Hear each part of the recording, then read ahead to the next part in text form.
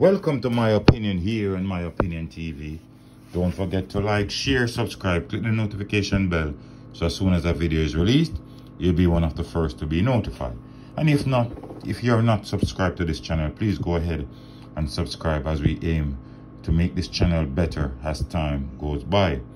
We want to talk about a situation that took place on Saturday in St. Mary, and according to the Jamaica Loop, a teenager is dead and two others nursing gunshot injuries following a drive-by shooting in Boscobel, St. Mary on Saturday night.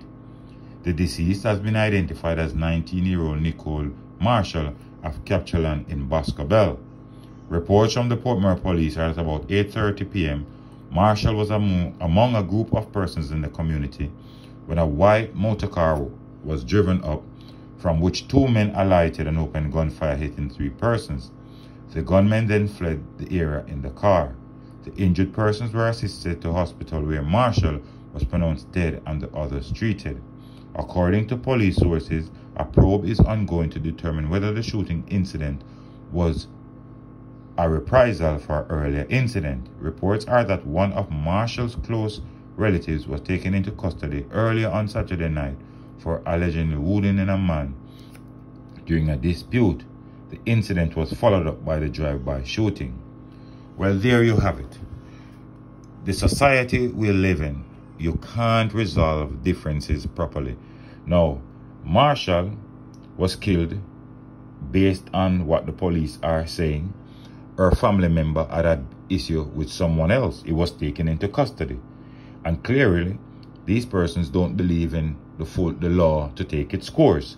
They decided on their own to carry out their own justice. It happens that I don't know if Marshall was a target of the attack or other persons around, but it ended up being Marshall being the person dead. Now, a lot of drive-by have been taking place in recent times. We even saw one with the dog paw recently. Now, teenagers are being the subject of a lot of these drive-by shootings, and it's just sad that another teenager has lost their life, whether Nicole is innocent or not. But at the same breath, another thing also drives home is that females are not being exempted from these type of killings. Females and children are not exempted. It's just a sad story that, should never happen. Communities like Boscobel in St. Mary, these communities never had all of these type of issues. But gangsters migrate, go into various parishes, various communities, and infiltrate the others that are there. And based on how they infiltrate the communities, a lot of persons are caught in the midst of it. The next thing, you'll be standing in a corner with someone who is wanted by police or gunmen, especially by gunmen. And then you know what happens. When these gunmen turn up for their enemies, they care zero who is around. They fire indiscriminately, and sometimes even the animals get stray bullet. But we hope that the police will find a solution to this, and places like St. Mary, remote areas, even Portland, who had such a low crime rate, are seeing an upsurge in crime. But let me know what you think in the comment section. So the other story we want to look at is a headless body was found in Johns Hall district in St. James yesterday, and it is believed to be one of the men who opened fire on a group of 7 persons and injuring them on Sunday. And as you could all recall, on Sunday, a group of gunmen, 4 of them traveling in a car, opened fire on 7 persons, injuring them at a car wash in Dam Road in St. James. None of the persons actually died, but a off-duty policewoman decided to take them on. They drove away. The car crashed into another car, and they came out and fired shot, injuring 3 more persons.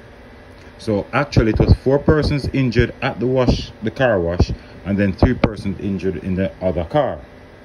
Now, according to what we're hearing, the headless body that was found in Johns Hall district apparently is one of those men who went on the rampant with those other men to shoot the persons at the car wash and the car that their car crashed into.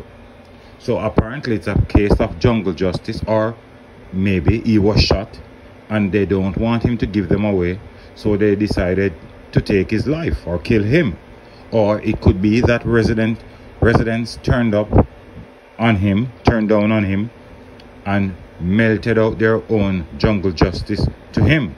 But whatever justice it was, whether it be jungle or any calm justice, at the end of the day, is with us no more.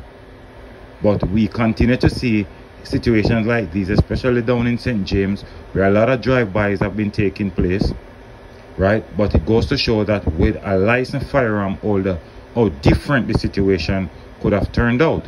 Because if that off-duty policewoman was not there, there's a high possibility that their target, who they went for at the car wash, would have succumbed to the attack. However, one licensed firearm holder, which is an off-duty policewoman, decided to take them on, and in the end, lives were spared. Even though they were injuries, lives were spared. But Jamaica needs to revisit its law so that more law-abiding citizens can be armed. And I can tell you, if more law-abiding citizens are armed, then the attack on persons will be less.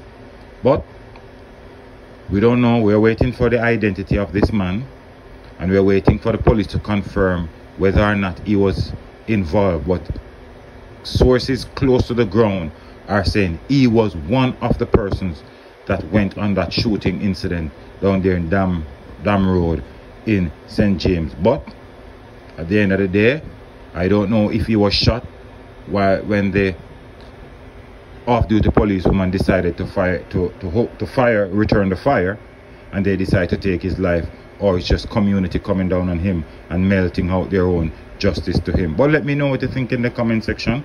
Don't forget to like, share, subscribe, click the notification bell, so as soon as a video is released, you'll be one of the first to be notified. Until next time, look out for the children, look out for a neighbor, look out for a loved one, and most of all, keep it locked on My Opinion TV.